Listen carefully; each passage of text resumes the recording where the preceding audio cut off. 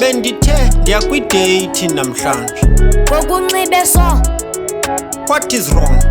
Uthi what is wrong? Hayibo, what is wrong?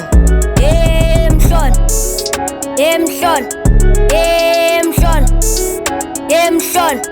Hey, what is wrong man? Ngesweka yam. Utheni uzihlabekela ndiyiphushela isweka yam. Uzojika ubuye ukhala ke drop that swag. Nxiba nansi swag fresh uqwaye nansi bag. Ndafaneleka.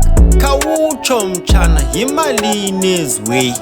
Le 500 nale 500. Ibag 1000. Izazi 2000. You imali engaka mtshana.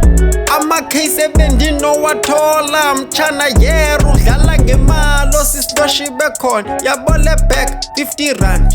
Le 50 rand kanti nale 50 rand ndibeyi happy customer. Hayi kaMalume, buyisa impahla zami uhambe uyapha kwasisitoshi bakho uyothenga le design enje.